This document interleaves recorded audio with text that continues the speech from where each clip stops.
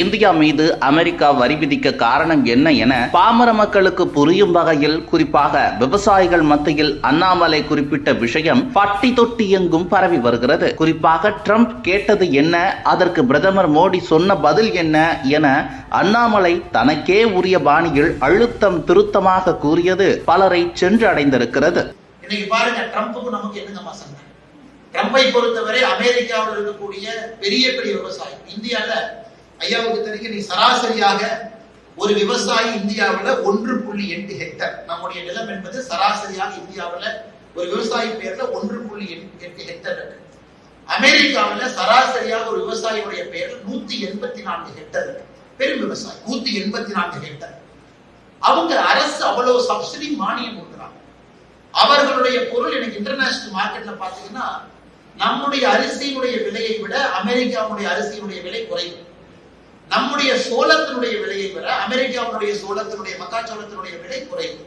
இன்னைக்கு அவ்வளவு சப்சிடி பெரும் விவசாயிகள் அவங்க அத்தனை பேர் செய்யறாங்க. அமெரிக்காவில் ஐயா உங்களுக்கு தெரியும், பெரியவங்க இருக்கிறீங்க, இந்தியாவில் 55% மக்கள் விவசாயம், 45% தான் சர்வீஸ் செக்டர் மேனுபேக்சரிங் இருக்கிறாங்க. அமெரிக்காவில் 0.8% மட்டும்தான் விவசாயம் பண்றாங்க. வெறும் 0.8. 1% அமெரிக்கா மக்கள் விவசாயிகள் கிடையாது, 0.8. ஆனா இங்கே 55% மக்கள். இன்னைக்கு ட்ரம்புடைய வேண்டுகோள் என்ன? அமெரிக்காவில் உற்பத்தி ஆகக்கூடிய எல்லா விவசாய பொருளுக்கும் எந்த விதமான வரியும் விதிக்காம உங்கள் நாட்டுக்குள்ள நீங்க அனுமதிங்க அப்படிங்கிறாங்க. அது ப்ராசஸ்டு ஃபுட் ஜிஎம்ஆ இருக்கட்டும், வேற ஏதாவது இருந்தாலும் இந்தியாவுக்குள்ள வரும். நம்முடைய பிரதமர் நரேந்திர மோடி அவர்கள் நாங்கள் விடமாட்டோம் என்பதில் உறுதியா இருக்கிறாங்க. நமக்கு என்ன பனிஷ்மெண்ட்? நீங்க விடமாட்டீங்க. எல்லா நாடுகளும் வந்தாங்க, எங்கிட்ட பேசினாங்க, எங்களை ஏதோ விட்டாங்க, ஒத்துக்கிட்டாங்க. 6% போட்டோம், 9% போட்டோம், பாகிஸ்தானுக்கு 19% போட்டோம், பங்களாதேஷுக்கு 19% போட்டோம், வியட்நாமுக்கு 17% போட்டோம்.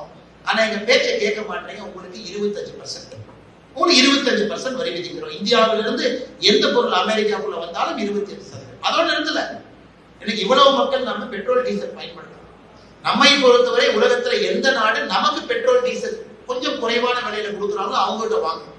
ரஷ்யாட்ட இருந்து வாங்குறோம். நீ ரஷ்யாட்ட இருந்து பெட்ரோல் வாங்குற, அதற்கு 25% வரி விதிப்பு. மொத்தமாக 50% இந்தியாவிற்கு வரி விதித்திருக்கிறார்.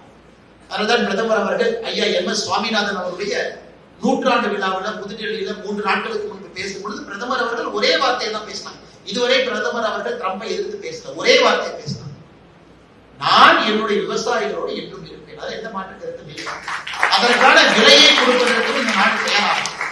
இன்னைக்கு விவசாயிகளோடு நாம் நிற்பதற்காக, நிற்க வேண்டும் என்பதற்காக இந்த நாடு அடுத்த 6 மாதம் 1 வருட காலத்திற்கு ஒரு விலையை கொடுப்பதற்கு நாம் தயாராகி கொண்டிருக்கின்றோம். அப்ப என்னங்க? அப்ப விவசாயிகளை மையப்படுத்தி ஆட்சி நகரும் பொழுது விவசாயிகளுடைய கோரிக்கை நிறைவேற்றப்படும் என்பது என்னுடைய உறுதியான நம்பிக்கை. விவசாயிகளுக்காக ஒரு நாடு நிற்கும். ட்ரம்ப் கேட்கிறது ஆரஞ்சு பழத்தை விடு, வைனை விடு, இதை விடு, அதை விடு, முட்டை விடுன்னு கேட்கிறோம். நாம் விடுவதற்கு தயாராக இல்லை. காரணம் நம்முடைய விவசாய பெருமக்களுக்கு பிரச்சனை.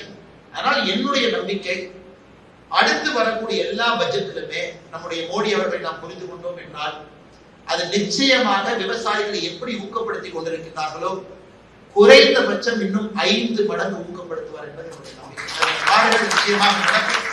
அன்னைக்கு இந்த இந்தியாவில் இருக்கக்கூடிய நதிகள் இணைப்புக்கான திட்டம் சில லட்சம் கோடிகள் தேவைப்படுகிறது. அது 2-3 பேஸ்ல பண்ணா முடிச்சிடலாங்கம்மா. அதுல பெரிதும் லாபம் வரக்கூடிய மாநிலமாக தமிழகம்